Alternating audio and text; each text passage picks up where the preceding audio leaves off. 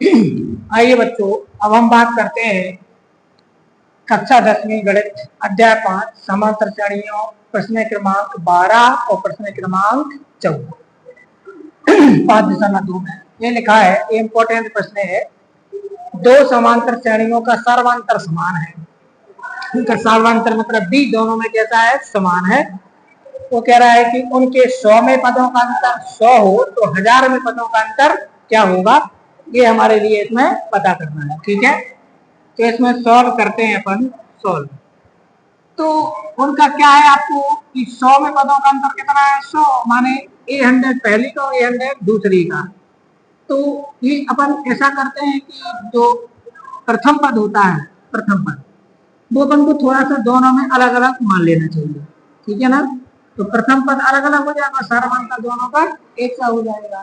ठीक है ना, तो अपन मान लेते हैं कि माना प्रथम एपी का, पहली एपी का प्रथम पद, आप पहली लिख दीजिए। माना पहली एपी का प्रथम पद ए तथा दूसरी एपी का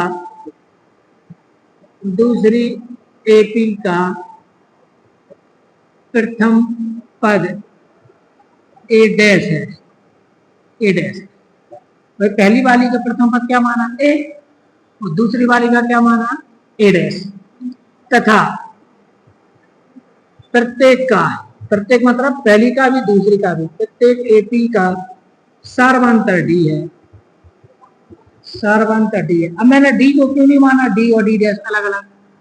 अरे भाई इसलिए नहीं माना क्योंकि वो कह रहा है ना कि उनके सर्वांतर समान है। तो सर्वांतर में मुझे एक ही संकेत चाहिए, लेकिन यहाँ अलग अलग चाहिए पड़ेगा। अब इसलिए पहली एपी का अब आपको लिखेंगे प्रश्नानुसार, प्रश्नानुसार क्या है अपना कि इनके 100 में पदों का अंतर कितना है, 100 में पदों का अंतर कितना है, 100। तो प्रश्नानुसार 100 में पदों का अंतर, 100 में पदों का अंतर कितना है, 100 है।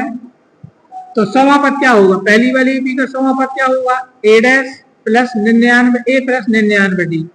ये पहली वाली एपी का 100वां पद हो गया और दूसरी का होगा ए डैश प्लस 99 डी बराबर 100। आपको बात समझ में आ रही, ये स्टेप नहीं आया होगा समझ में ना भाई। पहली 100 में पदों का अंतर 100 है ना, तो पहली वाली का 100वां पद क्या होगा, ए प्लस 99 डी। 100 में पद का सूत्र होगा ए प्लस 99 डी।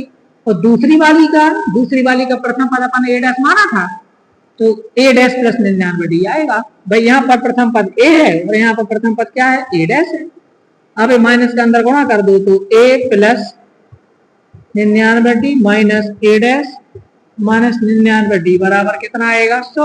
अब 99 डी से 99 डी कट गए तो ए माइनस ए डैश बराबर 100 आ गया। इसको मैंने दे दिया समीकरण नंबर 1। ठीक है, ए माइनस ए डैश माने पहले पदों का अंतर हमें 100 मिला। अब हमें पता क्या करना है, 1000 में पदों का अंतर। यहाँ पर लिखेंगे इसलिए 1000 में पदों का अंतर, 1000 में पदों का अंतर। तो 1000 में पदों का अंतर कितना आएगा, तो यहाँ पर लिखेंगे 1000 में पद का सूत्र क्या होगा, ए प्लस 999 डी। ये पहली बार का 1000वां पद हो गया और ए डैश प्लस 999 डी ये दूसरी वाली का 1000वां पद हो गया। इनका अंतर चाहिए, अंतर मतलब घटाना। देखिए पहली वाली का 1000वां पद क्या होगा, ए प्लस 999 डी, एक कम आता है यहाँ पर, और दूसरी वाली का 1000वां पद क्या होगा, ए प्लस 999 ए डैश प्लस 999 डी। अभी माइनस का गुणा कर दो तो ए प्लस 999 डी माइनस ए डैश माइनस 999 डी।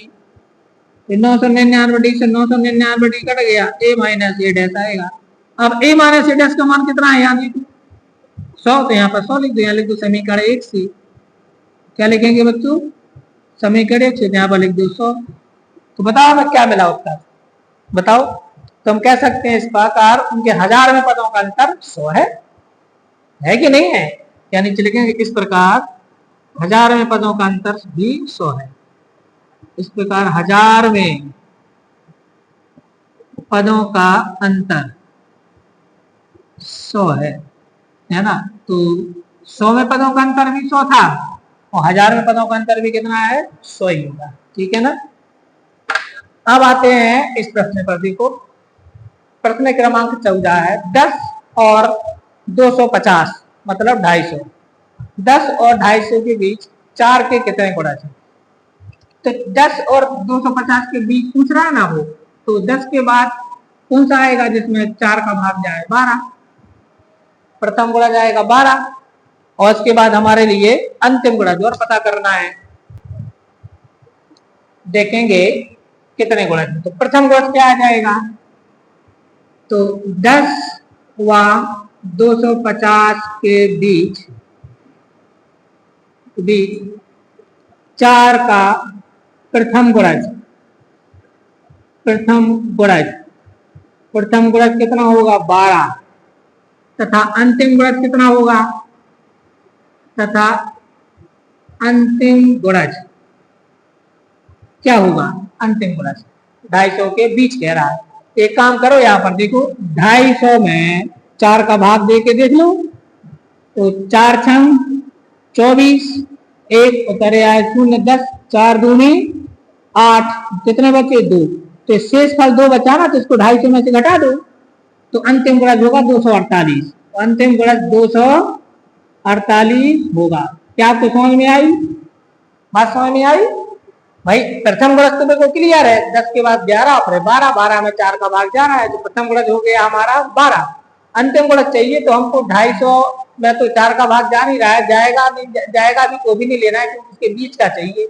तो मैंने 250 में 4 का भाग दे के देख लिया, तो शेष फल कितना आया 2, तो 2 को 250 में से घटा दो तो अंतिम आ गया 248। तो इस प्रकार हमारी एपी क्या बनेगी, इस प्रकार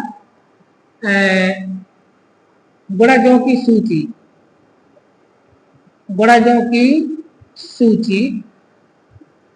सूची निम्नानुसार होगी, निम्नानुसार होगी। अब इसकी एक सूची बना लो, तो क्या बनेगी, पहला आ गया हमारे पास 12, तो 4 जोड़ते जाओ 16, फिर 20, फिर डॉट डॉट डॉट और लास्ट कितना आएगा 248। तो इस प्रकार गुणजों की सूची ये आ गई हमारे पास 12, 16, 20 डॉट डॉट डॉट 248। ठीक है। अब ये एपी है, देखो 4 का अंतर है, तो यहाँ पर ए का मान कितना है, ए का मान है 12, डी का मान 16 में से 12 घटा दो 4, और ये लास्ट वाले को ए एन मान लो, ए एन बराबर 248, ये लास्ट पद मान लो ए एन। ठीक है। अब हमें एन का मान पता करना, मतलब इसमें कितने पद है, तो ए एन का सूत्र लगा दो।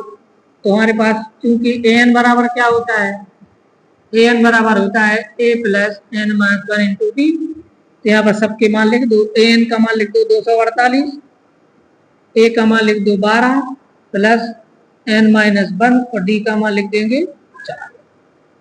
अब इसको हल कर दो ना, तो 248 बराबर 12 धन 4 एन माइनस 4, तो आएगा 248 बराबर 12 में से 4 घटाओ 8 धन 4 एन। अब 8 को इस तरफ ले आओ, तो 248 माइनस 8 बराबर 4 एन।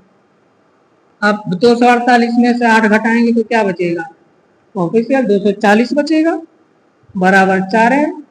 अब 240 बटे 4 बराबर एन, तो आंसर आएगा 60।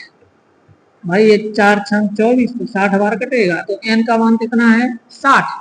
तो इस प्रकार हम कह सकते हैं कि 10 और 250 के बीच, किसके बीच में, 10 और 250 के बीच 4 के 60 गुणज है, यहाँ लिख दीजिए। इस प्रकार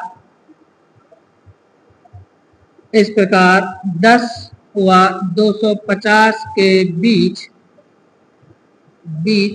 4 के 60 गुणज है, 60 गुणज है, ऐसा लिखना पड़ेगा आपको, ये आंसर हो।